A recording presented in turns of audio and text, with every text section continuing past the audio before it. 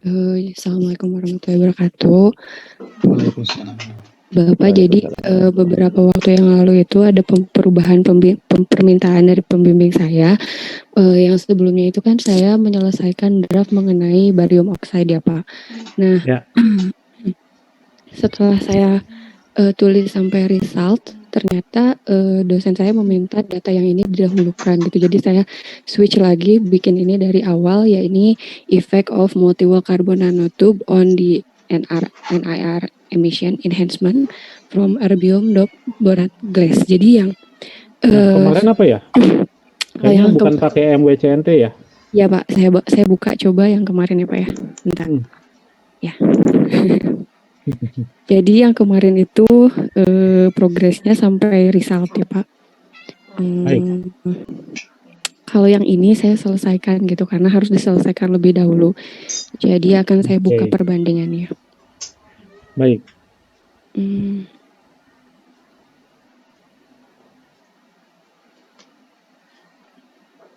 Ya.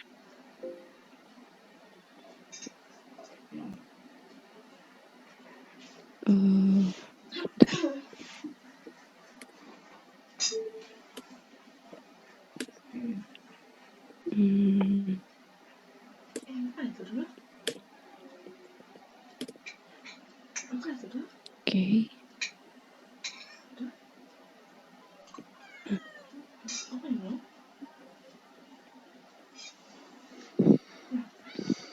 Nah, yang ini yang sebelumnya saya kerjakan tapi diberhentikan. Jadi waktu itu kan saya sudah presentasikan sampai introduction ya Pak ya. Nah, selanjutnya ini ada tahapan eksperimental.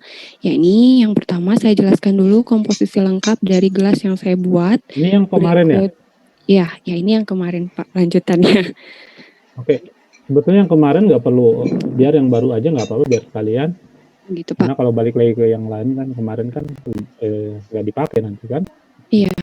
Mungkin terpakai tapi masih agak lama prosesnya gitu Pak, karena banyak sekali yang harus diinikan. Dan tapi yang lebih cepat yang mana? Yang ini Pak, yang sudah saya selesaikan sampai conclusion. Ya. Ya. Nah, yang ini tuh jadi kemarin adanya penyisipan multi-wall carbon nanotube dan ini sudah saya masukkan ke template dari jurnalnya. Saya belum lihat, mungkin diganti dulu tampilannya. Ini masih yang erbium plus. Sebentar. Nah, kayaknya harus diulang gitu. Iya. Nah ini Pak. Jadi ada efek dari penyisipan multi-wall carbon nanotube pada area inframerah dekat emisi untuk meningkatkan enhancement dari erbium yang didoping pada borat glass. Nah, ini introduction yang saya buat. Yang pertama. Coba lihat lagi di atas. Jadi judulnya tentang penambahan MWCNT. Iya Pak. Pada inframerah dekat, emisi inframerah dekat. Untuk meningkatkan enhancement, untuk meningkatkan erbium emisi pada inframerah dekat. Baik. Oke. Kemudian abstrak. Abstraknya seperti ini. Jadi yang pertama saya menjelaskan bahwa inti dari pekerjaan ini adalah ini, yakni menyisipkan multi-wall carbon nanotube. Kemudian juga saya sertakan chemical composition-nya. Kemudian saya sertakan temuan pik-pik yang dapat diobservasi pada penelitian. Saya menjelaskan strongest peak yang terjadi pada penelitian ini. Kemudian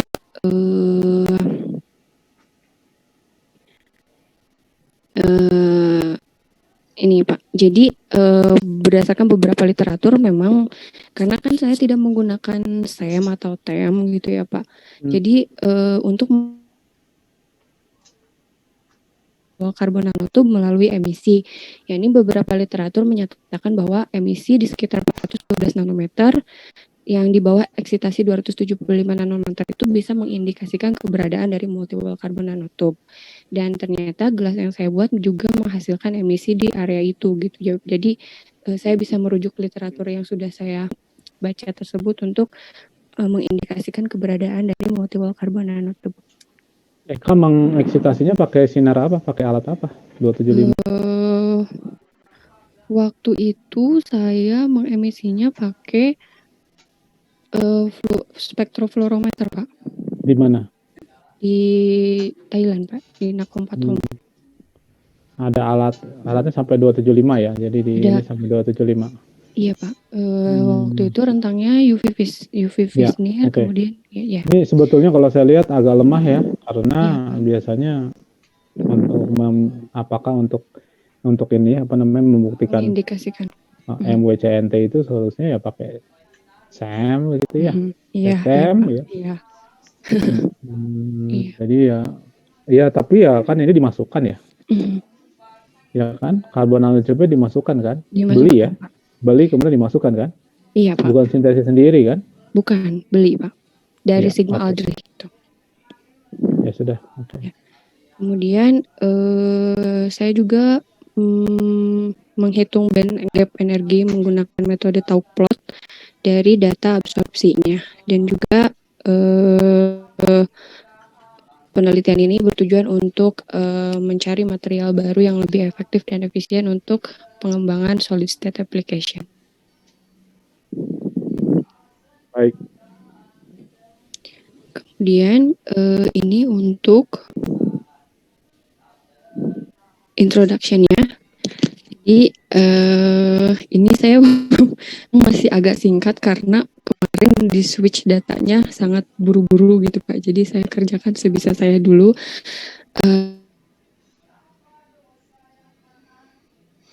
Kesalahan yang selamanya ada juga belum dituliskan dengan baik.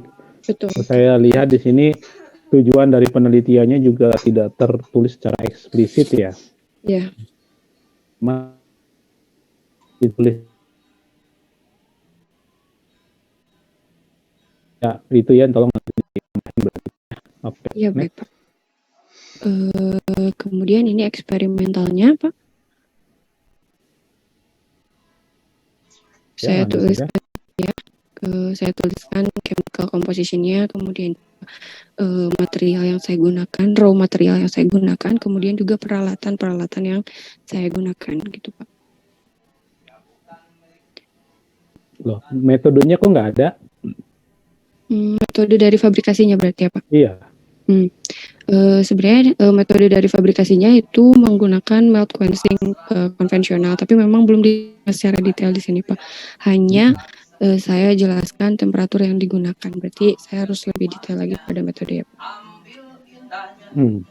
Kayak gini bisa lebih jelas lagi ya. Apa saja yang dirubah misalnya? Apa saja parameter yang dirubah? Itu perlu dikasih tahu. Baik, Pak. Itu X saja ya, cuma X doang. Iya, hanya multi-wall carbon nanotube-nya saja. Dan karena ini penelitian kolaborasi, Pak, jadi data yang saya dapatkan itu hanya multi-wall carbon nanotube dengan 0 dan 0,5% mol persen, 0,5 mol persen. Jadi data yang baru saya masukkan itu baru 2 data itu gitu, Pak. Dan saya masih menunggu data selanjutnya untuk dimasukkan lagi ke paper ini gitu, supaya tidak hanya 2 gitu. Karena penelitian seperti ini harusnya bukan 2 ya. Iya. Ya, mungkin nanti ubah. Iya, Pak. Bisa suhu, bisa waktu, bisa ya. Tolong itu disegerakan karena waktunya udah nggak ada ini. Siap, Pak. Lalu cara penulisan ya, 10 gram itu 10G ya, bahasa Inggris nggak ada pakai GR ya. Oh iya, Pak. Hal-hal itu mungkin kecil tapi jangan sampai nanti ketika submit demikian. Jadi beberapa nanti dari kalian yang masuk itu akan saya nilai ya. Cara penilaian itu salah satunya seperti inilah. Apakah state of the art-nya itu cukup ditulis?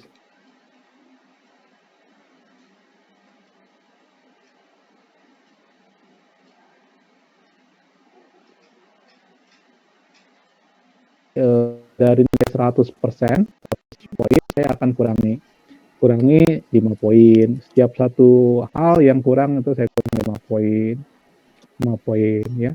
Bahkan kalau misalnya introduction-nya nggak ada, jelas itu langsung saya reject gitu kan. Atau eksperimentalnya nggak ada ya saya reject gitu ya. Dan yang lain juga ya, penulisan misalnya kayak di sini misalnya ada nama penulisan author masih disingkat, itu nanti akan saya kurangi. Kan kita udah belajar jangan disingkat nama itu ya. Kemudian kecuali bisa ditunjukkan Pak buktinya mereka ini nying apa usahakan jangan. Kemudian penulisan juga di dalam ya, misalnya penulisan tabel ya, tabel atau misalnya grafik itu masih copy paste dari Excel, itu udah langsung saya kurangi banyak ya. Kemudian juga setiap caption ya, biasanya caption kalau ada judul caption tabel itu nggak ada titiknya, tapi kalau grafik itu ada titiknya, itu kalau nggak ada saya kurangi. Terus pemakaian referensi ya, kalau referensinya nggak cocok dengan jurnal tujuan ya akan dikurangi banyak gitu ya. Kalau bisa diperbaiki nanti lagi. Seperti itu yang saya akan nilai gitu ya. Jadi kalian yang ini belum nanti dari cover letternya kalau nggak ada ya saya kurangi gitu ya. Dan grafiknya misalnya di dalam grafik itu ada font yang masih kecil misalnya, itu nanti saya kurangi. Paling begitu penilaiannya. Dan saya berharap 80% ya. Anda masih menyisakan nilai 80% untuk dapat A. Mudah-mudahan bisa. Karena kalau hal-hal seperti ini nggak dicapai, khawatirnya ya percuma nanti dikembalikan lagi papernya dan tidak akan diterima. Baik, silakan dilanjut setelah eksperimen. Ada result dan ini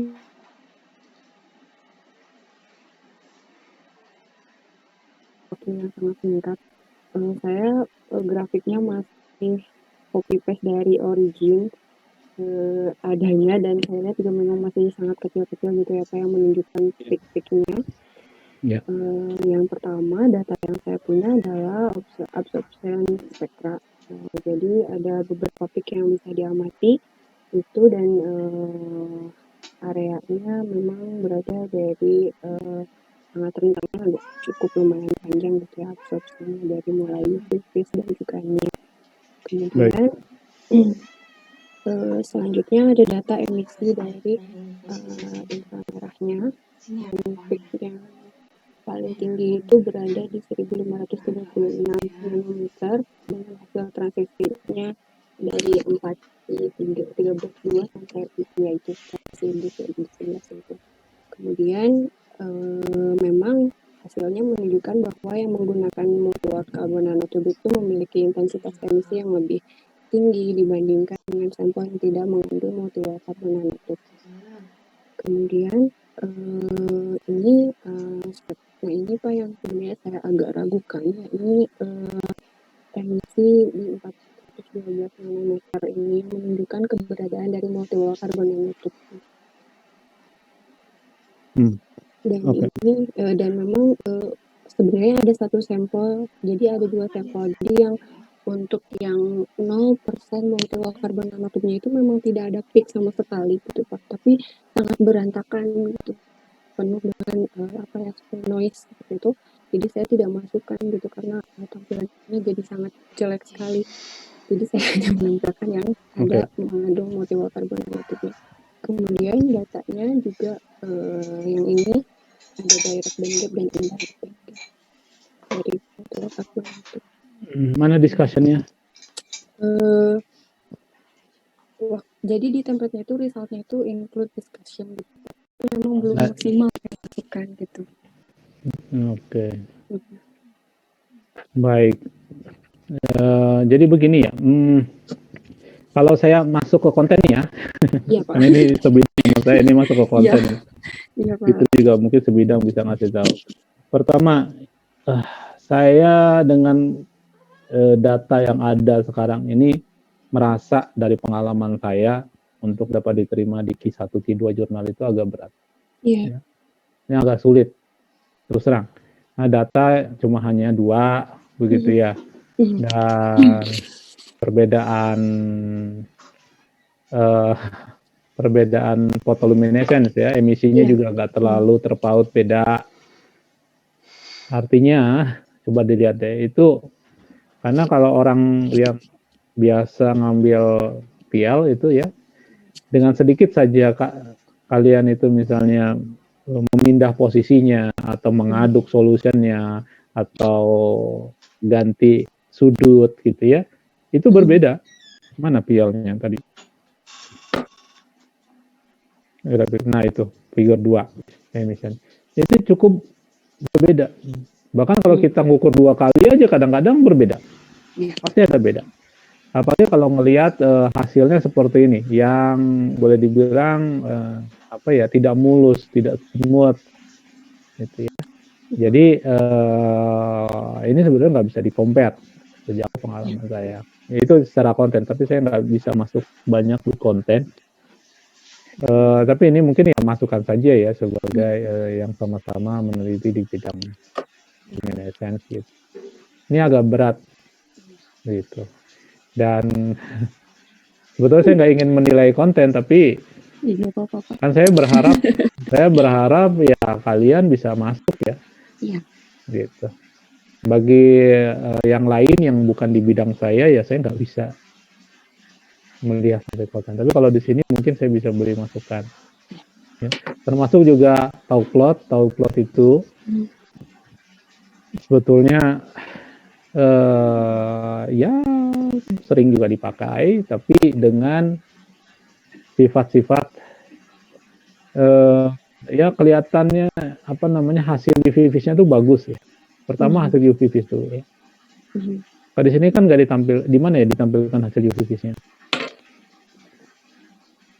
Ini kelihatan dia ada absorbasi di tempat lain, dia ada peak lagi gitu. Ini agak sulit nanti kalau misalnya mau diambil, karena pasti kalau saya tanya, Anda mengapa ngambilnya kemiringannya itu? Ya kira-kira saja gitu kan? Iya. Ngambil yang merah aja, kenapa yang merah itu top plotnya titik garis titik-titiknya yang itu, bukan yang di sebelahnya. Nah ini kan sebetulnya ya, waktu itu enaknya gimana gitu ya.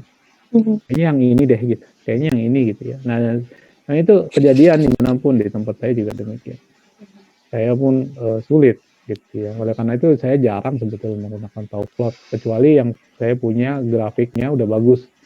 Kalau grafiknya bagus gitu ya, tidak seperti ini ya, bagus, itu mungkin saya bisa memberikan top plotnya. Seperti itu untuk konten. Jadi saya melihat ini masih jauh dari sisi konten. Nah, dari sisi konten ini sangat jauh ya.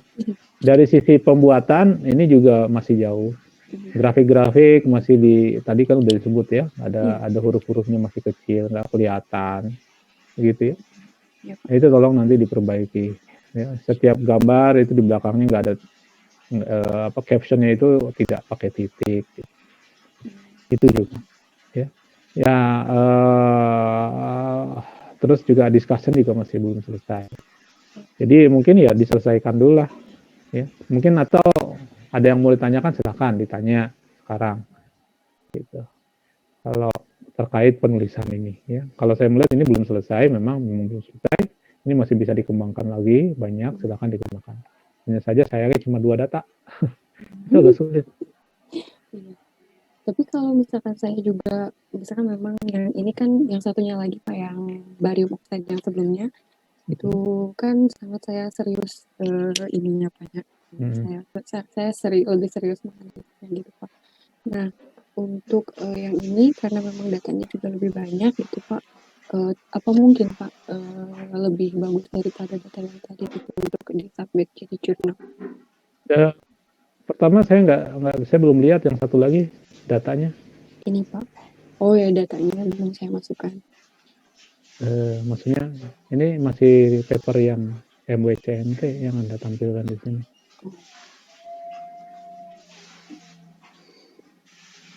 Yang lain boleh kasih masukan ya? Yang ini Pak. Jadi datanya apa? Ada X-nya, ada 5 ya. Iya. Cuma X-nya aja yang dirubah ya? hanya accessible Oke. untuk fabrikasi. Oke. Ya semangatnya sih bagus. Tinggal nanti dia ada datanya, gimana datanya? Datanya sih belum saya masukin, itu memang sudah saya coba. Baik. Oh, enggak ada ya, belum dimasukin ya datanya ya. Ya di lab saya itu punya 3 set data aja, 2 set data, 3 set data aja kadang nggak pede. Kamu satu. Kita nunggu data banyak, data baru pede ya. Untuk bisa submit di Q1, Q2 jurnal. Jadi memang dari awal saya tanya ke kalian sudah cukup data belum untuk menulis? Kalau datanya kurang, itu agak berat. Nah, agak berat untuk dijadikan publikasi ya. Kecuali, Pak ini ada contohnya seperti ini. Oke, sertakan contohnya. Ya. Oh, ternyata dia mainnya di sini. Oh, ternyata dia ngebahasnya di sini. Jadi kalau datanya kurang bagaimana? Jangan salah, saya kasih contoh. Data cuma satu data. Satu data saja. Dia ngambil, tapi jurnal bagus nggak ya? Kayaknya bukan jurnal bagus juga sih. Cuma dia punya satu data. Dosen di ITB. Yang diambil adalah data XRD saja. Jadi data XRD, ya, cuma dari situ dia olah. Satu data XRD dia olah. Diolahnya pakai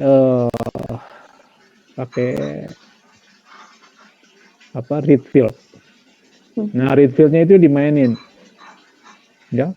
Jadi XRD itu diambil read fieldnya, kemudian diambil parameternya, dirubah-rubah parameternya di read field. Terus kemudian dia lihat dari sini ternyata begini. Kalau pakai read fieldnya, koefisiennya diganti di sini, dia bentuknya kayak gini. Kemudian dari situ dia buat yang namanya strukturnya. Ya, ini struktur. Ya, struktur. Jadi kebetulan waktu itu kalau nggak salah materialnya itu something di-dop kayak kamu itu, di-dop dengan erbium. Permasalahannya erbiumnya itu ada di posisi di mana? Di dalam struktur. Jadi kalau ada struktur kristal, erbiumnya itu ada di posisi atomnya di mana? Nah, dia tentukan menggunakan read field. Datanya cuma satu tadi. Nah, itu bisa jadi publikasi. Ya. Jadi tergantung apa yang mau dibahas lah itu. Nah, halnya misalnya punya ini yang sekarang, misalnya data cuma 2, membandingkan. Pertama, kalau membandingkan berarti harus signifikan.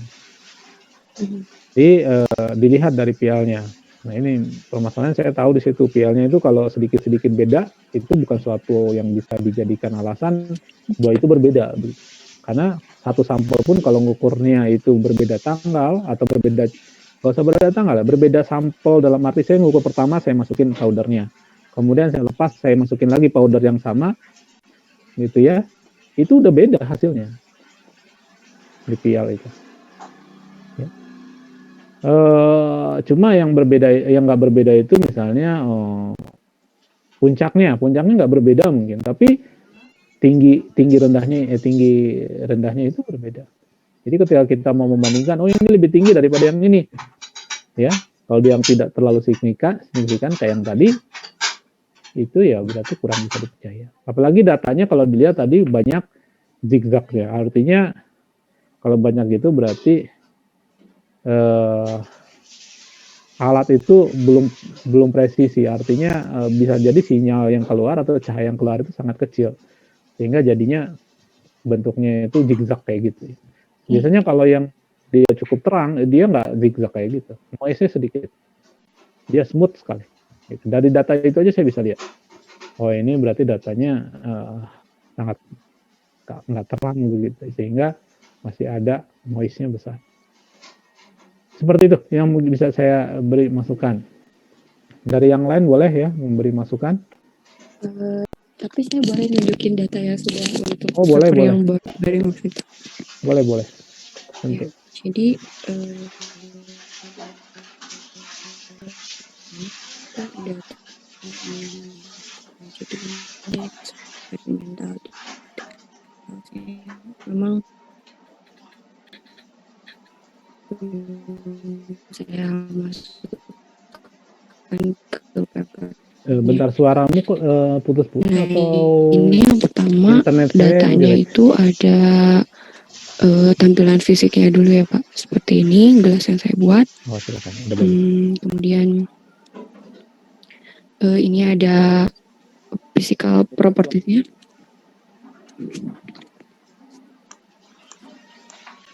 Begitu ya Pak. Kalau di saya Bapak lancar sih Pak mungkin ya. Jadi ada tampilan fisiknya seperti ini, kemudian juga komposisi gelasnya dan juga ada physical properties-nya seperti density, molar volume dan refractive index-nya gitu Pak dari 4 data yang tadi. Kemudian ada physical properties-nya dari mulai ion concentration, polaron radius, pokoknya ada physical properties yang based on refractive index yang saya dapatkan.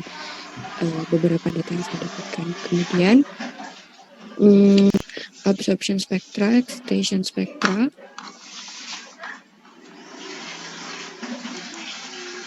Halo?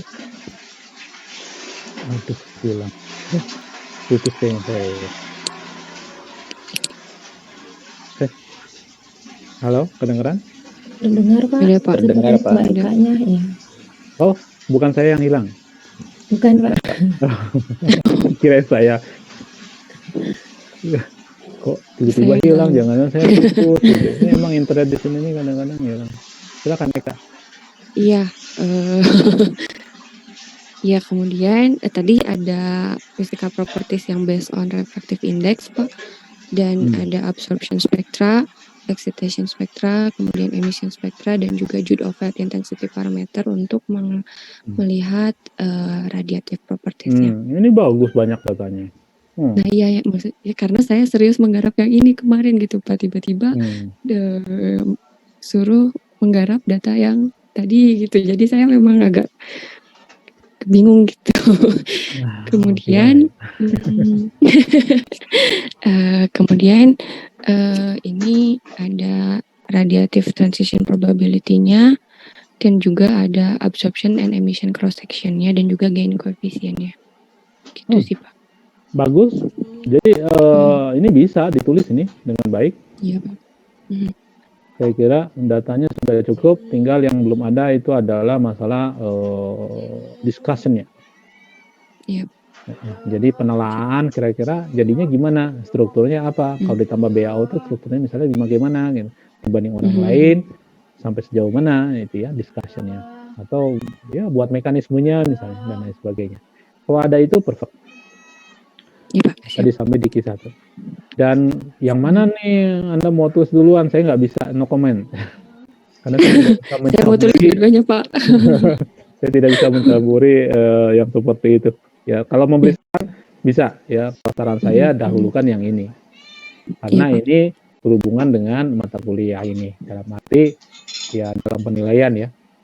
Iya, kalau nanti yang barusan saya nggak yakin kalau itu bisa dapat nilai bagus di mata kuliah ini. Ya makanya saya juga tadi mau share sama Bapak gitu, karena saya juga kurang pede dengan paper yang tadi nih. Oke.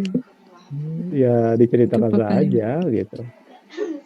Tapi jangan ceritakan kata Pak Ferry disuruh yang ini aja gitu. Nggak boleh ya. Itu di luar kewenangan saya. Ya Pak. Baik Pak, makasih Pak. Iya. Waktunya tinggal 3 minggu, 4 minggu lah. Ya, tolong dipercepat. Tulisannya. Ya. Tulislah dua-duanya nggak apa-apa. Nggak masalah. Siapa? Baik, Fitri mungkin ada, Fitri datang ya? Fitri ada masukan mungkin? Ya Pak, maaf terlambat. Ngobrol. Enggak sih Pak, minor tadi udah disampaikan semua ke Bapak. Tadi kayaknya nggak ada karena buru-buru, ada figur 3 tuh ada kurang itu keterangan panjang gelombang eksitasinya. Terus di abstrak itu biasanya kita meng-highlight yang utama, penting, dan kita pede gitu. Kayak misalkan kayak tadi masalah mengindikasikan adanya MCWT itu karena kita pakai data sekunder ya, bukan data primer. Jadi sebaiknya nggak ditulis di abstrak gitu yang kayak gitu. Jadi mungkin di abstraknya bisa diganti dengan meng-highlight yang lain gitu. Ya, Baik, siap, Mbak. terima Siap. kasih Fitri. Yang lain ada mau masukan? Junior yang udah punya paper banyak. Junior, beri masukan. Dari saya sebenarnya sama dengan Bapak. Lihat data di yang pertama memang sepertinya datanya memang banyak kurangnya gitu Pak. Jadi memang lebih baik yang kedua, tapi memang kita nggak bisa ini Pak, campuri kan Pak, itu kan urusan dalam ini ya. Makanya saya juga apa tadi ya gimana ya, mungkin barangkali ngomong baik-baik lagi ke Bapaknya barangkali. Eka. Barangkali itu. Ya tulis aja dua-duanya gitu. Nggak apa-apa. Kalau bisa lah. Ya. Permisi Pak, saya mau, jadi permasalahan saya juga sama seperti Mbak Eka. Jadi ada satu riset kolaborasi, sebenarnya sudah selesai, bahkan saya upload ke MS Team. Dan saya tapi cek lagi MS Team-nya kenapa foldernya hilang ya Pak? Saya nggak tahu, tapi saya sudah upload. Enggak ya? Atau kenapa kata hilang? Enggak hilang, ada kok. Ada ya? Mungkin Nuril salah ngeklik. Jadi di MS Team itu ada general, ada kelas 01. Nah, kita nguploadnya yang di general. Oh iya, maaf. Ada sub gitu. Oh iya. Nah itu saya sudah upload semua Pak di situ. Bahkan sampai transkrip kayak gitu kan. Oke. Terus? Nah itu ternyata itu yang riset kolaborasi. Tinggal menunggu kepastian dari Profesor Sana iya atau tidak. Nah tapi masih lama jawabannya. Nah ini saya harus mengejar juga satu paper lagi. Sama sih seperti Mbak Eka. Oke. Itu baiknya dua-duanya. Suaranya putus-putus ya, kalau yang saya tangkap kayaknya udah selesai membuat papernya, tapi untuk submisi dan lain sebagainya perlu persetujuan dari kolaborator di luar negeri, begitu ya? Iya, itu yang pertama. Terus paper yang lain ini sedang saya kejar juga untuk setidaknya 2-3 minggu ini revisi lagi. Oh gitu, dengan topik yang lain. Ya, baik, nggak apa-apa, yang mana saja nanti ya bagus lah gitu ya. Jadi nanti selesai dengan 2 paper begitu, mudah-mudahan nggak masalah. Tapi memang yang harus dikejar submisinya yang paper pertama, tapi yang bukan kolaborasi itu nggak? Yang bukan kolaborasi ya nggak masalah. Apapun, mau kolaborasi mau tidak gitu, asal papernya memang sudah layak untuk disubmit, dan nanti disubmit.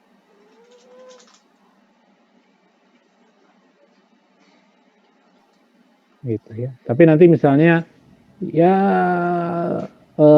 misalnya begini, Anda sudah selesai menulis, tapi kan butuh koreksi dari dosen dan lain sebagainya ya, bukan masalah cara penulisan, tapi lebih ke arah konten dan lain sebagainya.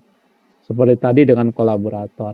Sehingga, Pak, saya sudah selesai sebetulnya, tapi nggak bisa disubmit, belum bisa disubmit saat ini. Maka itu nggak apa-apa. Artinya saya pending, ya, kita pending penilaiannya. Ya. Asal disubmit ke saya, ini loh Pak yang sudah jadi itu seperti ini, sehingga saya bisa menilai. Ya, meskipun belum submit, ya nggak apa-apa, tapi mungkin nilainya masih belum bisa keluar sampai nanti kamu sudah submisi, gitu ya. Tapi apabila nanti saya inginnya sih, ya saya inilah percaya kepada kalian bahwa ini dikarenakan pembimbing kalian atau faktor yang lain, dalam arti pembimbing yang satu lagi atau tempat kolaborator begitu ya. Jadi saya tidak perlu minta surat dari mereka tentang ini. Saya memaklumi itu. Jadi silakan nanti dibilang aja ke saya. Kan ini udah selesai, ini draftnya. Cuma saya masih menunggu persetujuan dari kolaborator. Nggak apa-apa. Begitu. Cuma ada yang diberikan ke saya nanti. Ya. Baik. Ada lagi? Eka Ani. Sudah Pak, itu saja. Itu aja. Ya semangat ya, mudah-mudahan bisa lah ya. Kadang kendala non teknis tuh bisa lebih besar yang tidak teknisnya itu sih, Pak. Saya baru menyadari. Betul. S3 itu seperti itu. Sebetulnya yang banyak pengalaman tentu juniors nih yang mau lulus pasti banyak tuh pengalamannya tuh ya.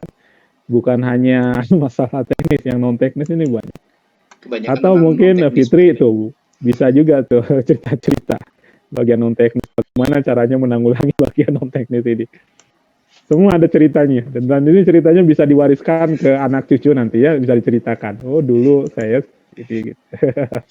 Sudah bikin buku, Pak. Ya, udah bikin buku tuh, bisa bikin buku ya. Jadi selalu ada itu ya, kalau permasalahan non teknis. Jadi nggak usah khawatir. Gitu ya.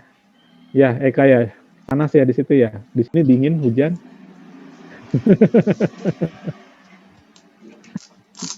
Baik, ada lagi yang lain mau menanggapi mungkin? Kita sharing aja.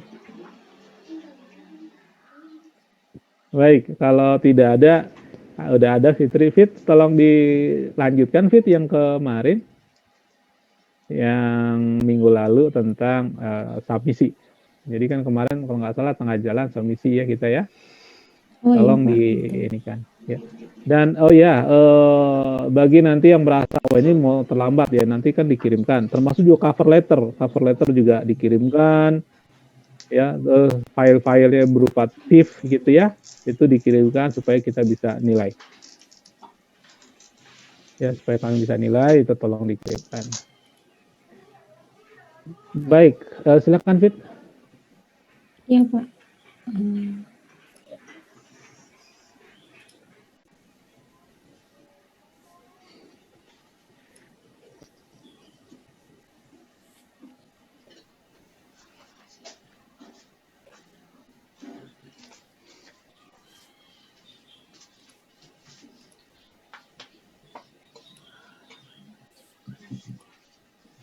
Ini terlihat nggak Pak ya ini? Ini terlihatnya masih di, wah sekarang berubah ke website ya, sudah. Oh iya, di videonya ya. Oh videonya iya. Iya. Jadi kemarin itu kita review ulang. Jadi ketika proses submisi itu ada beberapa tahap biasanya, beberapa jenis publisher juga sama. Biasanya ada dibagi beberapa section gitu ya, apa yang perlu kita submitnya. Nah, untuk ini biasa ada tipe artikelnya, apakah paper original research atau paper review atau perspektif atau jenis jurnal ilmiah lainnya. Terus kemudian kalau yang ini, yang advance material ini ada yang tahap kedua itu mengupload filenya. Kemudian kemarin kita udah sampai tahap mana ya? Kemudian ada informasi umum yang harus kita, ini proses mengupload file. Kemudian ini ada masih dalam tahap mengupload file. Jadi selain manuskrip draft papernya, itu kita juga perlu mengupload cover letter biasanya. Terus untuk beberapa jurnal lain itu juga kita perlu mengupload table of content atau graphical abstract. Ada juga yang diminta mengupload file gambarnya sendiri dalam bentuk TIFF dengan resolusi 300 dpi ke atas. Juga perlu juga mengupload supplementary information kalau ada. Kalau misalkan tentang kristal juga diminta data kristalnya. Dan kalau paper review biasanya juga diminta mengupload dokumen permission kita menggunakan atau mereplikasi gambar dari jurnal lain. Nah, untuk yang di sini, ini proses mengupload manuskrip dan juga cover letternya. Nah, kemudian di sini kita juga di General Information, kita diminta memasukkan kategori. Jadi, biasanya kita harus memilih penelitian kita ini masuk ke topik apa gitu. Ini tidak terlihat, tidak terrecord di screen-nya. Jadi di sini sebenarnya ada banyak pilihan gitu bidangnya. Misalkan ada bidang sintesis nanomaterial, ada bidang energi dan conversion gitu. Ada bidang optoelektronik dan lain-lain. Di sini di klasifikasi ini. Nah, di sini kita pilih energi storage yang sesuai dan paling dekat dengan isi dari paper yang kita submit. Nah, kemudian ini juga salah satu bagian yang penting juga, kita diminta memasukkan suggested reviewer. Jadi reviewer yang kita rekomendasikan untuk mereview jurnal kita. Ini kita masukkan satu-satu. Kalau di setiap jurnal punya ketentuan sendiri. Kalau di advance material ini wajib dan diminta minimal memasukkan 5 orang. Oke. Ini kita masukkan ada 7 yang kita usulkan. Kemudian ini juga ada bagian oppose reviewer. Jadi kita juga bisa memasukkan reviewer yang kita tolak untuk mereview abstrak kita, untuk mereview paper kita. Tapi biasanya sebaiknya tidak usah gitu. Nah, misalkan kalau misalkan ini kita ada conflict of interest atau apa dengan seseorang atau tapi sepertinya tidak perlu. Nah, di sini ada additional information khusus untuk jurnal ini dia meminta kita mensubmit teksnya cover letter. Jadi kita copy paste teksnya cover letter di sini. Kemudian di sini juga kita harus menceklis pernyataan yang berisi bahwa manuskrip yang kita submit itu telah memenuhi standar author guideline dari jurnalnya. Kemudian ini juga pernyataan lainnya yang perlu kita konfirmasi. Misalkan apakah penulis dan penulis lainnya memiliki conflict of interest. Kita klik tidak.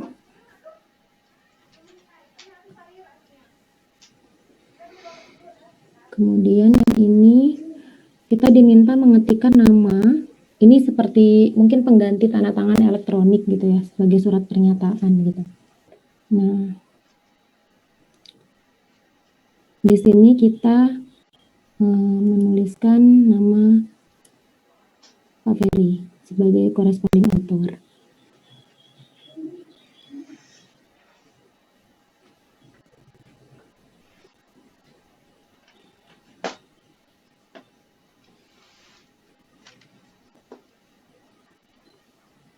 Nah, di sini karena ini paper review, mungkin jadi kita juga diminta menuliskan paper atau related submission yang pernah dipertimbangkan di jurnal ini. Ini juga manuskrip lain yang sedang dalam tahap submission di jurnal ini gitu. Karena kita tidak punya, jadi kita tidak isi. Kemudian ini kita harus mengkonfirmasi bila pekerjaan kita itu berkaitan dengan research funding berikut, Howard Hughes, National Institute Health, dan lain-lain. Nah, kebetulan yang penelitian kita tidak ada kaitannya dengan ini, jadi kita tidak usah mencentang. Kemudian di sini kita mensubmit tanggal, kita pilih tanggal sebagai konfirmasi tanggal hari kita mensubmit. Jadi ini bentuknya seperti surat elektronik gitu, surat pernyataan. Nah, kemudian masuk ke tahap berikutnya, ini adalah tahap komen. Di sini kita diperbolehkan untuk mensubmit additional comment ke editorial office. Komen ini tidak akan masuk ke dalam manuskrip. Nah, biasanya untuk paper review, misalkan yang merupakan hasil undangan dari editornya untuk special issue tertentu, kita bisa juga menuliskan di sini. Nah, untuk submisi ini karena kita tidak ada komen yang ingin kita sampaikan kepada editorial office, maka kita tidak mengisi pada bagian komen di sini.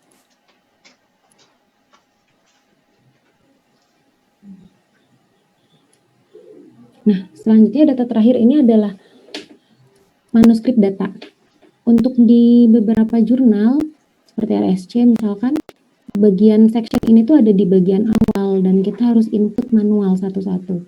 Jadi ini merupakan pecahan dari bagian-bagian draft yang kita harus input manual, seperti judul kita copy paste satu-satu, abstrak gitu, keyword, seperti itu. Gambar satu-satu kita upload. Kalau di jurnal ini itu karena tadi di awal kita sudah mengupload tipe file Microsoft Word-nya, dan jurnal ini ternyata secara sistematis merecord data dari file yang kita upload. Jadi di bagian ini kita tidak perlu menginput manual, kita hanya perlu mengecek ulang apakah sudah sesuai atau belum dengan data yang kita submit. Di sini contohnya judul, di sini sudah ada, ternyata sudah sesuai dengan manuskrip.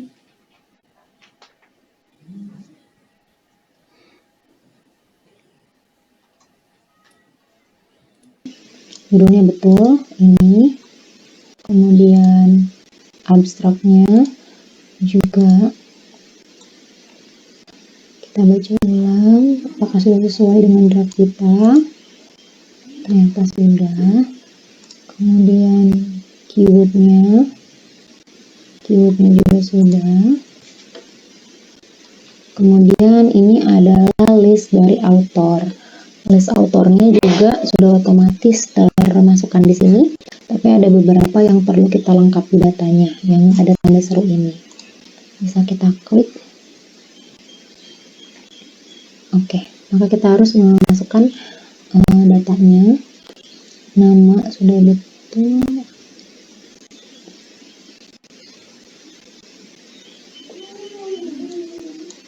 Kita harus memasukkan email address. Nah, ini orchid ini diminta sebaiknya kalau ada dimasukkan, dan kalau belum ada sebaiknya bikin orchid dulu, semacam KTP-nya researcher. Ini street address.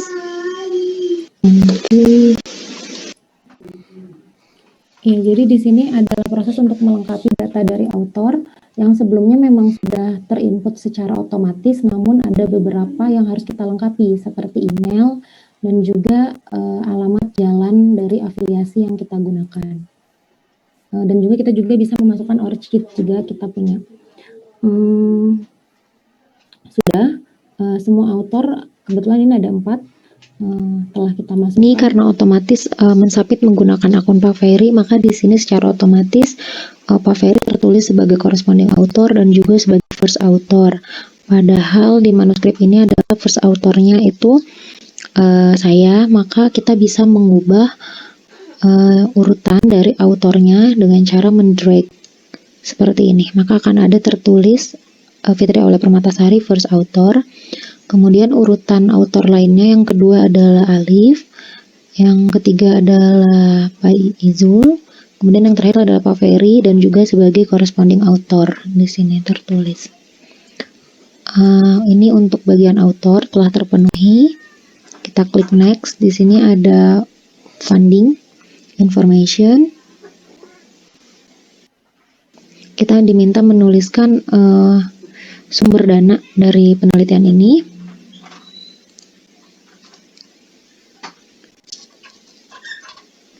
Find a funder biasanya.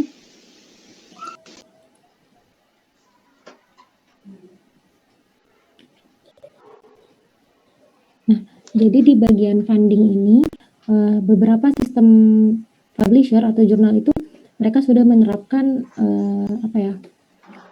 funding secara otomatis gitu. Jadi kita bisa mencari nama lembaga yang memberikan dana ke penelitian kita gitu. Biasanya untuk Kemenristek Dikti itu sudah tertulis gitu. Atau misalkan bila sumber dana kita tidak ada di dalam list ini, kita juga bisa memasukkan secara manual gitu di sini. Misalkan sumber dananya itu adalah LPDP dan tapi ternyata program LPDP itu di list ini belum ada, itu kita bisa memasukkan secara manual. Nah, di sini hanya memasukkan data data yang membiayai penelitian. Jadi kalau seperti acknowledgement karena beasiswa S3 atau S2 itu biasanya tidak kita masukkan.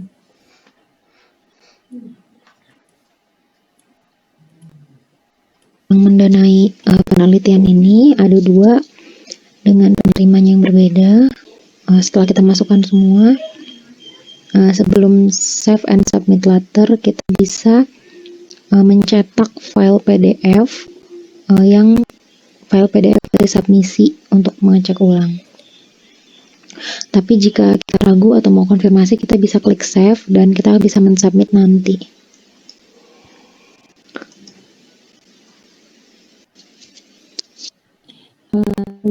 Jadi setelah semua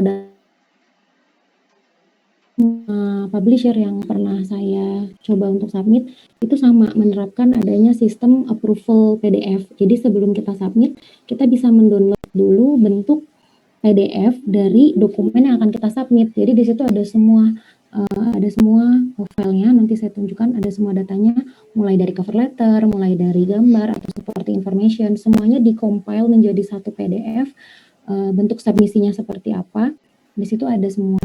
Jadi kita diminta untuk mendownload dulu PDF approval itu untuk mengecek apakah ada kesalahan atau enggak. Atau misalkan dulu pernah saya karena resolusi gambarnya kurang atau tidak sesuai dengan yang diminta, terlalu besar ukurannya, saya kurang teliti, ternyata ketika di-compile itu sesuatu gambar tersebut itu tidak ada gitu di dalam file tersebut gitu. Jadi gambarnya hilang, nggak masuk. Atau cuman ada kotaknya aja tapi isi gambarnya nggak ada gitu. Karena resolusinya tidak sesuai, waktu itu terlalu besar. Nah, jadi di situ fungsinya PDF approval ini. Kita coba klik build PDF approval. Jadi di sini ada ada informasi bahwa manuskrip kita itu ada di sini. Sekarang statusnya sedang building PDF-nya. Pada bagian action nanti akan ada hyperlink di sini. Oke, di sini ada hyperlink, ada beberapa pilihan. Di sini ada view submission. Kita bisa melihat ulang, mengecek ulang submisi yang akan kita submit. Kalau ada informasi yang mau kita ubah, akan kita ubah. Kita bisa klik edit submission. Nah, kemudian jika kita sudah mengkonfirm bahwa semua datanya benar dan kita akan mensubmit, kita bisa klik approve submission di sini. Dan di sini karena statusnya adalah need approval karena kita belum mengklik submisinya. Sebelum kita klik submisinya, kita lihat dulu view submission-nya.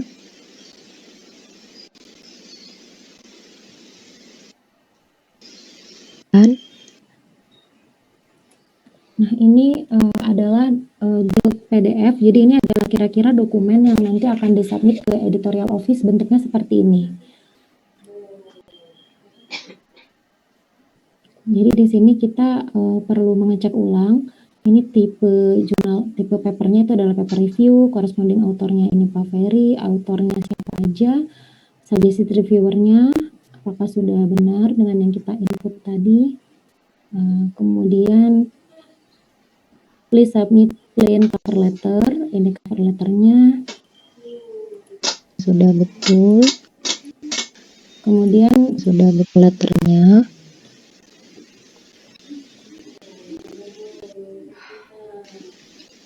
Yang sudah ditandatangani oleh corresponding author.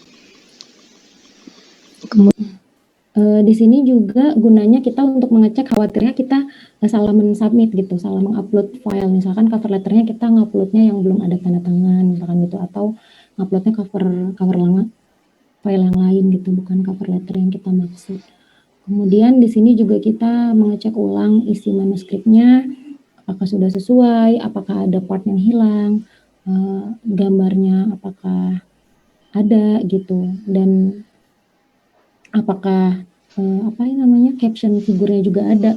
Biasanya kalau kita menggunakan fitur di Microsoft Word untuk mention figur something, kalau ada error tuh biasanya di sininya tuh ada tulisannya reference not found gitu. Di sini di figur 6 ini nggak ada figur 6, tapi adanya reference not found gitu. Ada error-error seperti itu. Nah, itu untuk menghindari itu, makanya kita double check di build PDF approval-nya. Nah, ini gambarnya. Ini tabelnya. Yang menambahkan biasanya emang kesalahan itu ketika kita ubah ke PDF. Jadi gambar di Word itu bisa kita lihat, tapi ketika diubah ke PDF, itu gambar kita itu berantakan misalnya. Itu ada kejadian seperti sering ya dulu. Kalau sekarang sudah hampir jarang, tapi bisa jadi ada. Jadi itu yang harus cek lagi ya ketika sudah dibuat PDF itu masih kelihatan nggak gitu, ya gambar kita pecah nggak gitu, banyak ya. Dulu masalah itu ketika saya dulu di Jepang itu kan ada font pakai bahasa Jepang. Nah ketika nggak sengaja space-nya masuk gitu, itu ketika diubah jadi PDF itu bisa ngerubah format dan lain sebagainya gitu. Jadi ya kalau di sini mungkin nggak selalu ya, dulu pengalaman seperti itu. Itu tambahan saja. Silakan Sweet. Ya, terima kasih Pak untuk tambahannya. Betul Pak, saya juga pernah untuk yang RSC karena dia template-nya 2 kolom. Jadi gambarnya itu ketika di build PDF itu loncat ke sana kemari gitu. Tidak berada di posisi yang seharusnya gitu yang kita biasa edit gitu. Itu juga salah satu ini juga problem yang ditemui.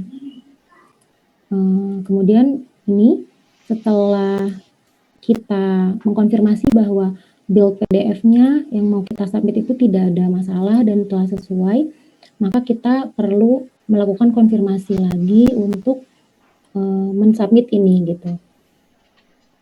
Jadi kita kembali ke halaman yang tadi. Di sini ada di sini ada menu approve submission gitu. Nah, kalau kita perhatikan di current status ini itu masih tertulis needs approval. Jadi kita harus menyetujui kalau kita akan mensubmit. Jadi ini statusnya belum submit. Nah, untuk cara menyetujuinya kita perlu mengklik approve submission gitu. Untuk di jurnal lain biasanya itu tidak berbentuk seperti ini. Saya pernah menemukan yang di publisher RSC itu biasanya di bagian bawah sini ada tombol are you sure you want to submit this manuscript gitu. Hanya tombol seperti itu gitu. Yes, I confirm, I submit gitu. Tapi pada umumnya selalu ada itu sebagai step akhir untuk submit gitu. Iya, dulu saya pernah lupa begini. Saya submit, ya udah merasa submit gitu. Padahal itu harusnya di-approve dulu begitu ya, dilihat dulu PDF-nya gitu. Tapi saya udah merasa submit gitu. Setelah berapa hari saya nunggu kok nggak ada email dari editor gitu ya. Kemudian saya coba cek-cek lagi, ternyata saya belum submit, belum menekan tombol submit. Jadi sayang berapa hari itu akhirnya ini ada masih kayak gini, need approval gitu. Ya kayak gitu juga pernah. Enggak sih. Ya Pak, terima kasih. Ya betul. Ini setelah kita klik approval-nya untuk submit, biasanya itu langsung gitu, tidak ada jeda per menit. Biasanya itu langsung otomatis ada email masuk ke dalam email semua author, tidak hanya corresponding author, email informasi bahwa telah ada manuskrip yang disubmit ke jurnal ini dengan judul ini, dengan author ini gitu. Dan itu dikirim ke semua author gitu. Tidak hanya corresponding author. Jadi kalau itu juga salah satu cara yang mengindikasikan kalau proses submisi kita sudah berhasil atau belum. Nah, biasanya kalau saya langsung cek lagi, masuk lagi ke dalam akunnya untuk mengecek bahwa status submission-nya sudah berubah. Nah, kalau di sini status submission-nya berubah menjadi under consideration gitu. Untuk di jurnal lain biasanya ada misalkan statusnya itu initial assessment. Initial assessment itu adalah biasanya si manuskrip kita itu tidak langsung diberikan ke editor, tapi ada seperti editorial yang khusus proses editing, format segala macam. Jadi ada tahap itu dulu dicek oleh editorial yang editing dulu gitu, apakah sudah memenuhi guideline-nya gitu, ukurannya udah sesuai, segala macamnya sesuai, tidak ada info yang hilang. Baru kalau sudah lolos format, intinya itu seperti cek format gitu ya. Apabila sudah lolos ternyata udah sesuai author, baru dikirimkan ke editor, nanti ada email lagi gitu. Kalau manuskrip kita itu sudah di handle oleh editor, nama editornya ini gitu, Prof sesuatu gitu. Prof A gitu misalkan gitu. Nah, nanti dari situ kita tinggal nunggu lagi hasil dari editor. Hasilnya bisa dilanjutkan lolos ke tahap review atau di reject. Kalau di reject dari editor biasanya lebih cepat, kurang dari 1 minggu biasanya. Kadang ada yang 1 kali 24 jam, ada yang 2 kali 24 jam gitu. Dan yang ini juga udah di reject. Cepat ya. Ya betul tadi. Jadi sebelum sampai ke editor biasanya melalui asistennya dulu ya. Jadi asisten itu akan melihat ya. Ini orang bekerja di publisher biasanya atau di asisten daripada editor. editorial board, bukan editorial board ya, editorial Bukan, assistant Pak. lah begitu Iya. ya. Nah, dia itu akan mengecek ya, kayak kemarin ini juga diceknya adalah ternyata file-file kita itu ada yang salah ya.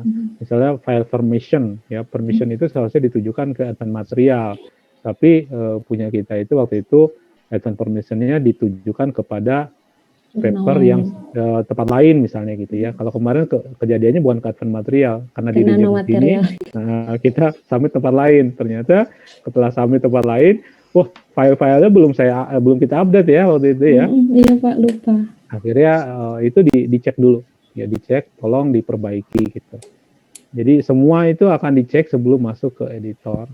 Dan tolong wanti-wanti saja sebelum Anda itu submit ya, tolong ini konfirmasi sekali lagi kepada dosen pembimbing. Jadi, Pak, ini udah siap mau disubmit. Gimana? Ini PDF-nya, hasilnya. Kalau sudah oke, kita akan submit misalnya. Kalau kalian diberi wewenangan untuk submit ya. Jadi kalau enggak ya sudah serahkan saja kepada dosen pembimbing gitu. Siapa yang sudah pernah submit sendiri? Pernah ya, jenius ya. Pak Anis. Jangan lupa, oh iya. Nuril juga. Anis juga, Nuril juga pernah ya. Baik, jadi seperti itu saya kira nggak masalah ya. Cuma memang setiap jurnal itu beda-beda ya, tempatnya itu beda-beda, tampilannya beda, tapi intinya sama seperti itu. Mungkin ada sedikit-sedikit lah bedanya. Jadi seperti itu. Dan satu lagi sebetulnya ya, kan kalian menulis nih banyak kolaborator ya, baik itu teman sendiri mungkin ya, atau dosen di lab sebelah, atau mungkin juga di luar Universitas ITB ya, di luar ITB gitu, di universitas lain, atau kolaborator perusahaan. Itu tolong kalau namanya di situ ada, sebelum disubmit itu minta izin atau pemberitahuan lah ya, memberikan pemberitahuan gitu. Ini loh kita punya file akan kita submit sebentar lagi gitu. Jangan ujuk-ujuk disubmit. Ya, ini juga banyak tiba-tiba saya dapat email gitu ya, ternyata disubmit, kerja kita tuh disubmit gitu ya oleh mahasiswa gitu, tanpa dia klarifikasi dulu ke kita isinya seperti apa begitu dan lain sebagainya. Jadi untuk menghindari permasalahan seperti itu ya, sebelumnya dikasih tahu dulu gitu ya, apakah ada masukan gitu ya, ditunggu, jangan dilepas juga. Silakan kalau mau memberi masukan gitu ya, jangan ya, kalau dirasa perlu dituliskan, kita akan submit kira-kira minggu depan. Kalau ada masukan, silakan disampaikan sampai paling lambat tanggal sekian gitu. Ya, kalau enggak nanti melayang itu ya. Nanti lupa seminggu, 2 minggu lupa, sebulan belum Anda juga nggak ngingetin lagi kan, udah deh.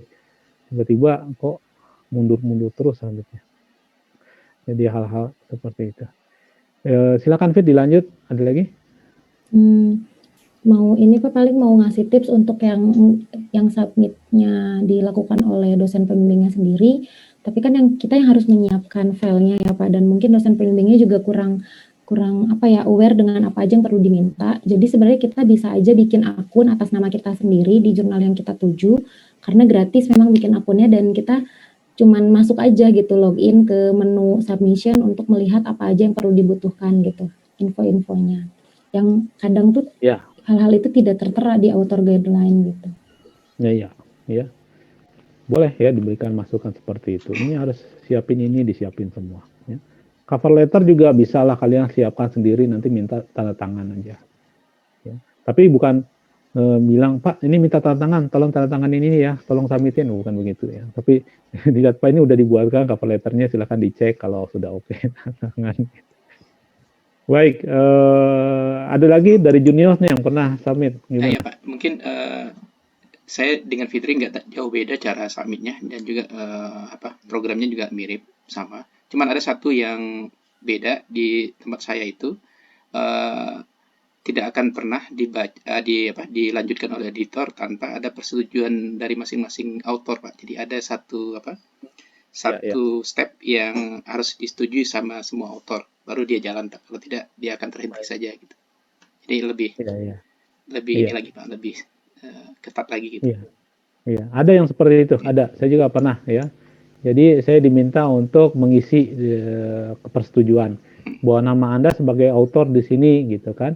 Silakan Anda isi ya persetujuannya. Ya termasuk juga pernah ditanya kontribusi Anda apa di sini gitu. Iya, memang seperti itu, Pak. Jadi ada seperti itu, semacam isian yang diisi oleh para autor. Iya. Seperti itu juga ada. Jadi makanya sebelumnya tolong dikasih tahu dulu gitu ya supaya nggak kaget. Baik, terima kasih Junius. Yang lain yang pernah submit, Anis katanya pernah. Anis atau siapa tadi? Iya Pak. Kebetulan kami submit dengan akun sendiri Pak, tapi memang sebelumnya ada komunikasi dengan pihak pembimbing, apakah boleh mensubmit sendiri gitu. Dan sudah diizinkan, jadi kami submit gitu Pak. Nanti correspondingnya jadi siapa dong? Corresponding autornya itu tetap pembimbing Pak Waris, tapi corresponding selama review itu jatuhnya hanya ke saya itu Pak. Sebagai gitu. first autornya, iya. Jadi Pak Waris itu kalau saat review malah nggak dapat notifikasinya, jadi kami kirim notifikasinya. Tapi kalau sudah final tahapan akhirnya gitu Pak, malah correspondingnya saja Pak yang dapat email pemberitahuan diterima atau tidak. Jadi begitu. first autornya malah nggak dapat. Baik. Biasanya yang nggak tahu ya selama ini sih ke corresponding author ya, karena saya selalu masukin corresponding author itu saya. Walaupun bukan saya juga, jadi masuknya ke corresponding author yang submit gitu. Ya tapi mungkin cara seperti itu juga boleh-boleh saja, ya nggak masalah. Biasanya nanti emailnya dapat email kan ya? Betul Pak. Pemberitahuan. Baik. It's okay ya, nggak masalah seperti itu pun. Bisa jadi. Baik, ada lagi masukan yang lain yang sudah submit, Ani? Enggak juga, saya itunya sama-sama tadi sama kayak Kak Fitri cara submisi. Baik, oke, good lah. Baik, kalau begitu kira-kira tentang submisi, apakah ada yang mau ditanyakan selain yang sudah dibicarakan tadi? Dari saya Pak mau tanya Pak. Silakan. Yang pertama mau sharing itu tambahan seperti yang Teh Fitri sampaikan saat penyiapan submission, ternyata kita juga mempersiapkan narasi berupa highlight, dan highlight itu kebetulan yang jurnal yang saya submit itu dituliskan bukan dari abstrak, tapi harus mendeskripsikan pointer-pointer ya apa yang kita lakukan atau apa yang kita tuliskan di jurnalnya. Yang pertama Pak. Ya. Kemudian yang kedua saya mau tanya mengenai review paper Pak.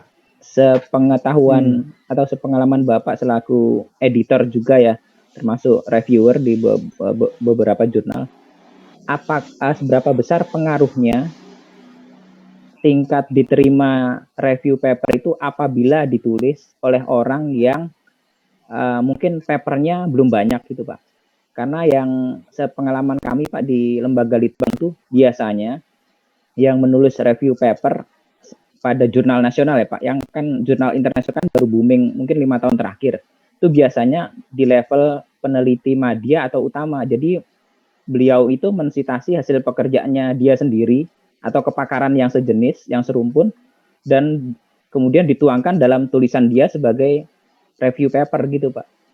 Nah, misalkan kalau yang belum banyak tulisannya atau belum istilahnya jam terbangnya belum banyak, itu kalau di jurnal internasional itu seberapa pengaruh sih Pak, terutama bagi editor. Misalkan siapa tahu editornya ngecek, oh ini penulis post autornya ini ternyata kalau saya lihat jurnalnya belum banyak misalkan. Apakah itu berpengaruh besar sih Pak dalam diterima atau tidaknya Pak? Terima kasih Pak. Baik. Yang pertanyaan satu bisa dijawab, Fit? Yang itu Pak, pengaruh Bapak aja Pak. Kalau pengaruh reviewer nanti saya jawab. Yang penyiapan highlight sih. Yang highlight. Oh iya, maaf Pak, lupa. Iya betul. Jadi untuk yang saya juga tahu Pak, menemukan untuk jurnal publisher Elsevier itu diperlukan juga satu dokumen tambahan, isinya tuh highlight. Jadi kita perlu menuliskan poin-poin penting apa yang akan di highlight dari manuskrip kita. Nah biasanya tuh poinnya dimintanya 3-5 poin gitu ya. Satu poin itu berupa satu kalimat lengkap yang berisi apa yang penting gitu, poin yang penting. Misalkan kalau tadi yang punya Mbak Eka, penambahan MWCNT itu menaikkan intensitas pendaran merah. Nah, itu juga cara menyiapkannya, kita juga bisa juga mencontoh paper yang sebidang dengan kita, kira-kira apa nih yang di-highlight gitu, poin apa, apakah. Dan itu juga biasanya disesuaikan dengan kebaruan papernya. Misalkan kebaruannya itu adalah sintesis, ya berarti yang kita highlight itu kalimat pertama mengenai sintesisnya, misalkan gitu. Atau hasilnya yang baik, atau propertiesnya, atau mekanisme yang kita propose gitu itu. Nah, highlight selain dokumen highlight itu juga ada satu lagi, itu dokumen graphical abstract, table of content atau graphical abstract. Itu biasanya diminta satu gambar dengan resolusi tertentu dan ukuran tertentu. Ukurannya juga sudah disesuaikan, sudah ada batasannya, harus ukuran berapa kali berapa gitu. Dan juga ditambah satu kalimat utama, intinya meng-highlight juga gitu. Kalimat utama yang untuk meng-highlight itu juga perlu disiapkan memang, dan itu sesuai permintaan tiap jurnal beda-beda. Gitu. Itu bisa dibuka advance material, bukan advance material, APT ya, advance powder technology misalnya, di situ juga ada highlight. Jadi highlight itu tergantung dari jurnalnya ya, jurnalnya men-setting, dia ada highlightnya. Jadi ini juga baru berapa tahun terakhir ya, sekitar 10 tahun terakhir lah gitu ya, nggak lama sekali. Jadi nggak semua seperti itu, ada beberapa yang mulai menerapkan itu. Dan awalnya juga terus terang saya juga agak sulit mencerna, dalam arti suka salah ya, agak paham apa yang diinginkan oleh jurnal itu ya terhadap highlight ini. Highlight itu bukan isi abstrak gitu ya, batasannya juga ada, hanya beberapa kata ya, bukan, dan berapa kata dan dibuat poin per poin. Nah, ini salah satunya misalnya. Jadi sebetulnya dibilang mirip judul juga bukan. Jadi ada judul, nah ini menjelaskan ya kira-kira apa ya, kayak abstrak tapi bukan abstrak ya. Ini kita hanya meng-highlight aja beberapa dari temuan dari penelitian ini. Misalnya judulnya ada di atas nih, misalnya coba dilihat judulnya. Effect of particle size distribution on flowability of granulated lactose. Nah, apa yang diketahui? Misalnya next ke bawah, di highlightnya, granulated lactose is classified based on width of particle size distribution. Ya, the effect of physical property distribution on flow properties are evaluated. Sebetulnya kalau dilihat ini kok mirip dari abstrak. Saya dulu pernah masukin abstrak gitu, tapi dibilang ini bukan copy paste dari abstrak memang. Highlight itu dibuat lagi untuk mempermudah pembaca mengetahui lebih singkat lagi tentang isinya ya. Dan waktu itu saya diminta cuma 3, kalau sekarang ada 5 gitu ya.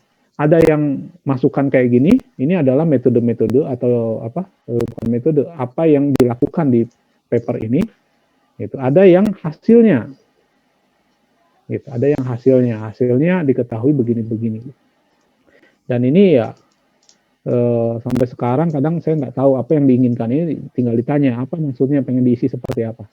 Coba dilihat di abstraknya, mirip dengan abstrak. Abstraknya di bawah. Nih, ya.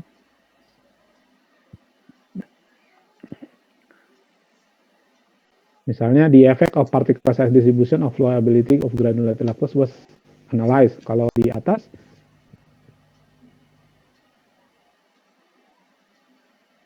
diganti kan kalimat yang tadi pasif jadi diparafrasekan. Diparafrasekan. Jadi kayak gitu saja. Dan ya awalnya juga kita ngapain ya, orang di abstrak udah ditulis, kok di sini tulis lagi. Tapi mungkin dia punya maksud tertentu yang lain. Nah, ini ditulis ulang dengan kalimat-kalimat yang pendek. Dan ini mungkin setiap jurnal punya sendiri-sendiri ya. Sendiri aturannya. Misalnya hasilnya saja yang ditulis misalnya, saya nggak tahu. Dan ini nggak semua jurnal, hanya beberapa jurnal yang saya lihat. Advance material nggak ada ya, kalau nggak salah ya Fit ya? Nggak ada. Ada yang ditulis itu graphical abstract. Ada ya? Jadi adanya tuh graphical abstract sama satu kalimat highlight gitu Pak. Nah, satu kalimat highlight satu kalimat aja ya. Seperti itu. Ya tinggal diikuti saja. Gitu. Itu yang untuk pertanyaan pertama. Gimana? Bisa dipahami nggak kira-kira? Iya Pak, sepertinya memang pointer gitu kalau yang di tempat kami itu memang diminta 5 kalimat yang menjelaskan itu highlight atau mungkin pointer ya, dari apa yang ditulis. Ya kurang lebih sama sih Pak. Baik. Baik, itu yang pertanyaan nomor 1. Yang pertanyaan nomor 2 mengenai review paper. Nah, review paper juga banyak ya. Banyak kalau saya melihat itu macam-macam lah. Ya, kita lihat di jurnal-jurnal yang bagus misalnya ya, itu berbeda dengan jurnal-jurnal yang kelas 2-nya, kelas 3-nya itu ya, atau Q2, Q3, Q4 itu berbeda-beda. Yang pertama adalah yang kita lihat dulu yang bagus-bagus ya. Bagus-bagus. Yang bagus-bagus kalau saya perhatikan, penulisnya itu jarang yang mahasiswa. Ya. Rata-rata punya gelar doktor. Expert gitu. Berarti ya memang. Ya, belum bahas ke situ. Pertama itu dulu. Dia dokter, ya, entah dokternya apa, pokoknya yang saya lihat itu dokter dulu, gitu ya. Dia graduate apa dari mana? Ya. Minimal graduate. Ada yang mahasiswa dokter mungkin ada, cuma di Q1 tuh jarang ya. Saya lihat rata-rata itu ya sudah dokter. Itu. Terus kedua, mereka tuh memang expert di situ, sehingga biasanya di Q1, Q2 jurnal itu mereka itu diminta itu lewat jalur undangan. Misalnya, dia tuh expert di bidang ini nih, dari paper-papernya gitu ya. Dia tuh ahli di bidang ini. Maka oleh editornya itu dilayangkanlah undangan. Tolong bisa nggak buat review paper tentang ini? Ya tentu tentang bidangnya. Artinya bisa disimpulkan di situ expert. Jadi jurnal-jurnal yang bagus itu rata-rata expert. Ya, jalur undangan lah, jalur undangan. Apakah mereka tidak menerima jalur undangan? Nerima juga. Ya, seperti kita kemarin bukan jalur undangan kita. Cuma memang agak berat. Ya, dia akan menseleksi ulang kalau ada waktu. Kalau nggak ada waktu, misalnya terlalu banyak nih review paper, ya mereka akan mengarahkan, udah deh ke sister journal aja. Sister journal itu ada jurnal apa ya? Jurnal sisternya. Jadi ada adiknya gitu. Ya. Jadi ada adiknya yang baru, ya misalnya dia masih belum terkenal gitu. Kita sampai di situ aja nih, dipindahin mau nggak gitu? Karena kita udah kebanyakan, misalnya ya. Seperti itu ya, saya nggak tahu ya, karena setiap jurnal itu pasti punya kebijakan masing-masing ya.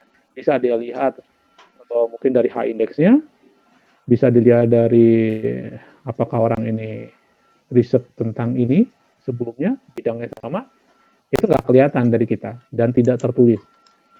Yang jelas yang tertulis itu lewat jalur undangan sebagian besar ya. Kalau tidak ya mereka akan mereview dulu. Dengan catatan kita diminta masukkan alasan-alasan gitu misalnya ya. Itu di jurnal yang bagus. Nah, jurnal yang bawah, yang rendah gitu, nah itu bukan suatu yang keharusan. Karena mereka juga kadang kurang masukkan review paper. Ya. Dia mau minta juga ke orang, tolong dong mau nggak nulis review paper. Belum tentu orang itu mau. Gitu kan. Nah, oleh karena itu mereka lebih, kalau saya lihat itu lebih loose ya, lebih nggak terlalu strict di hal itu. Jadi bahkan saya pernah lihat dia nggak expert di situ. Dia expertnya hanya menulis review paper. Ya, sama kayak orang menulis buku. Ya ada ya orang itu menulis buku, dia itu nggak riset, ya, tapi dia jago menulis buku. Jadi dia baca review paper-paper banyak, kemudian dia refresh ulang, diceritakan ulang. Ya, dan membuat sebuah ini. Padahal kalau dilihat mana paper dia, nggak ada. Dia nggak punya paper, dia nggak riset di situ memang. Yang dia paper dia adalah paper review yang lain. Ada yang seperti itu? Ada. Ya, Anda bisa cari sendiri. Nah itu biasanya jurnal-jurnal yang kelasnya nggak tinggi. Ya. Tapi ada juga yang mungkin masuk ke tinggi karena memang dia expert. Jadi ada memang expertnya itu adalah mereview. Dia terkenal ahli review, beda ya. Misalnya kayak buku itu ada yang ahli editor loh. Mengeditorkan buku itu ada. Dia tahu karena dia menguasai. Ya, tapi dia nggak riset di situ. Riset dia mungkin sudah 10 tahun yang lalu ya. Dia udah pensiun lah misalnya. Saya udah nggak riset lagi, tapi saya mereview. Itu ada. Orangnya terkenal. Ya. Tapi bidangnya mungkin ya sedikit agak nyeleneh gitu ya. Itu maksudnya nggak sama dengan bidang dia dulu gitu. Karena kan yang namanya perkembangan teknologi itu kan berkembang ya. Tahun yang lalu belum ada yang namanya, ya 20 tahun yang lalu belum ada yang namanya grafin. Ini ada orang profesor, dulu belum riset grafin gitu, dan dia udah pensiun, nggak riset lagi, tapi sekarang dia mau nge-review karena dulu dia misalnya risetnya tentang karbon gitu ya, atau expertnya di bidang material apa begitu. Itu mungkin ya masih bisa. Ya, ada banyak faktor lah seperti itu. Kalau dilihat apakah kalau di jurnal-jurnal yang rendah itu kalau belum ada papernya boleh itu ya boleh saja berarti. Ya, cuma nggak ada jaminan memang. Nah, biasanya kalau editor ngelihat apa sih? Kalau saya ya saya bukan di jurnal yang Q1, Q2 begitu kan. Editor ya lihat untuk mempermudah karena editor itu cukup apa ya? Tanggung jawabnya cukup besar juga ya. Jangan sampai paper yang kita publish ternyata hasil curian itu ya. Untuk itu yang paling mudah adalah lihat siapa yang submit. Oh yang submit nih ya udah punya paper selama ini gitu ya. Ya kita percayalah. Gitu. Kalau misalnya dia belum punya paper, ya bukannya kita langsung reject. Kalau saya ya kita lihat dulu. Ya, itu kalau ada waktu. Kalau misalnya ada waktu, ada space. Misalnya kita nangani nih, ada review paper ada 10. Pada tahun ini kita nerima hanya 2. Ketika masuk ada jurnal dari mahasiswa, ini nge-review. Aduh. Ya, kalau sempat saya baca, kalau enggak, aduh mohon maaf ini mungkin kita nomor 2-kan dulu. Begitu ya. Tapi kalau jurnal di ITB itu kan kita nggak tahu ya. Kita menerima review paper tapi nggak ada orang masuk ke review paper. Ya. Terus terang saya pertama kali nggak akan lihat itu sih sebetulnya. Ya nggak akan lihat dia tuh mahasiswa atau apa atau papernya banyak atau enggak gitu. Saya cukup lihat abstraknya, judul dengan abstrak. Kalau abstraknya sudah ada kesalahan bahasa Inggris misalnya gitu ya, kesalahan sesuatu yang berbelit-belit, udah itu aja saya cukup. Saya membaca berikutnya atau tidak. Begitu. Jadi sebetulnya cukup di situ ya. Saya bisa melihat, ini ditulis dengan baik. Oh di sini ada banyak kesalahan grammar, misalnya gitu ya. Oh udah pasti ke bawahnya itu pasti banyak. Terus satu lagi gambar. Yang paling cepat itu ngeliat gambarnya.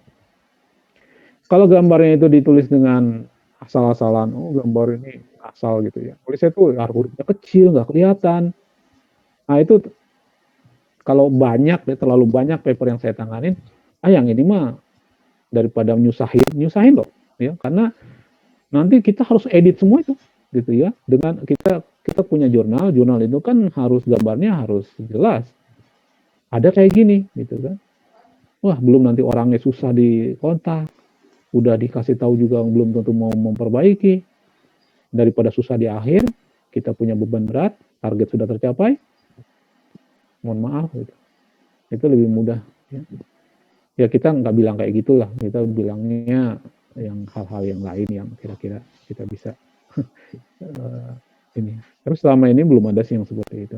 Ya, di Indonesia masih baik, di ITB itu masih baik. Cuma prosesnya jadi lama. Yang bikin lama adalah ya hal-hal seperti itu. Satu lagi yang bikin lama itu apa? Orang nggak mau review.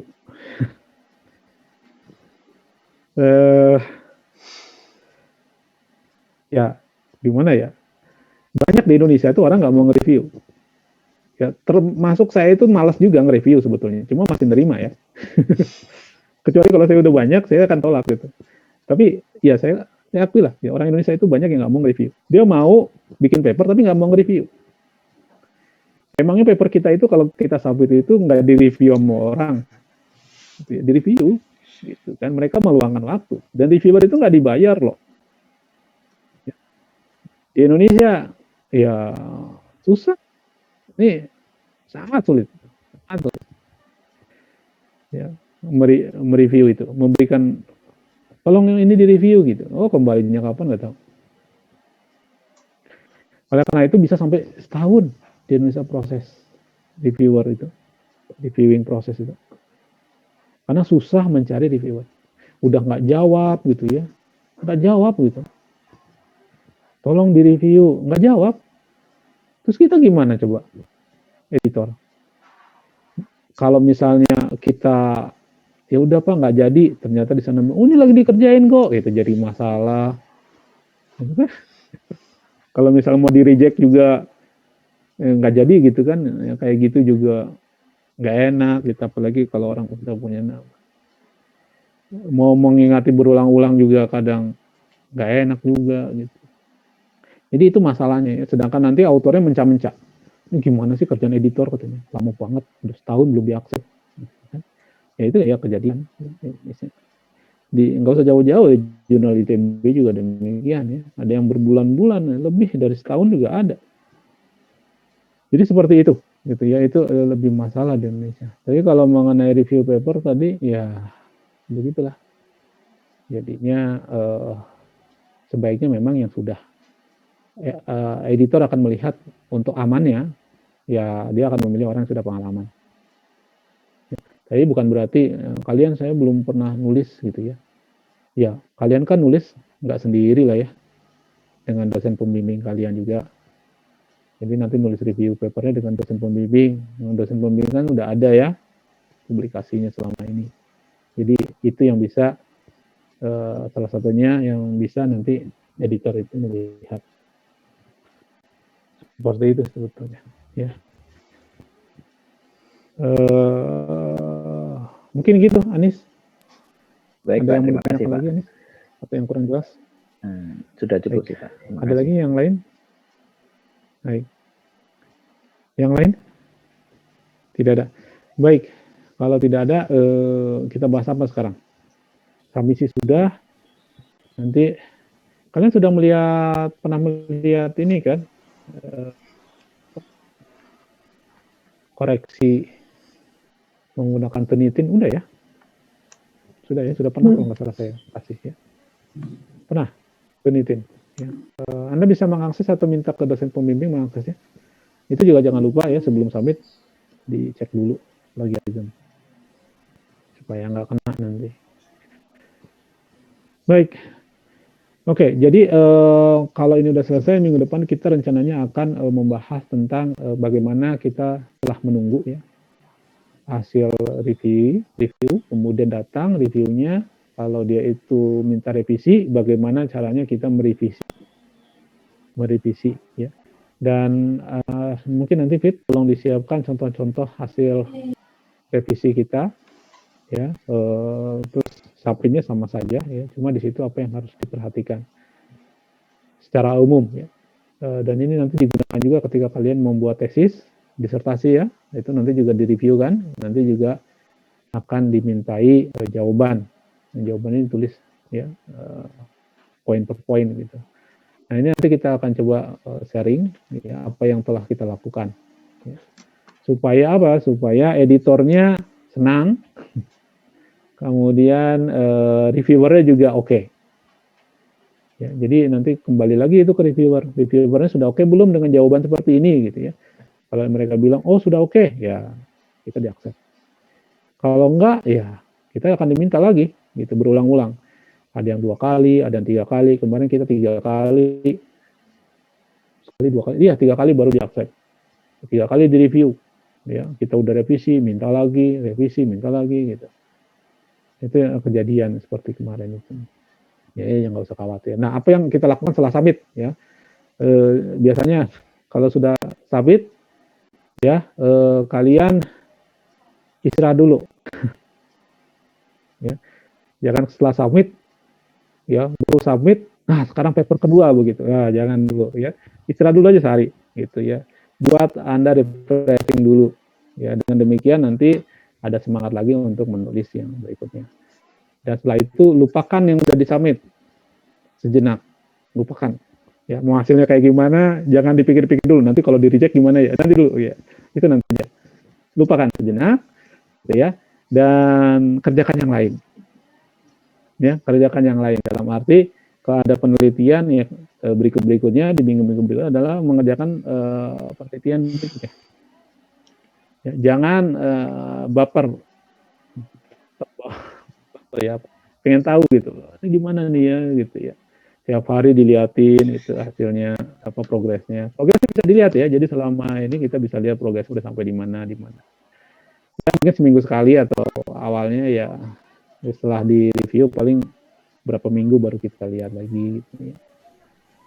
Itu kalau mau dilihat dan ya Anda kerjakan yang lain. Paper keduanya, paper ketiganya, keempatnya itu kalian kerjakan supaya nanti ketika Anda jadi efektif ya punya waktu ya.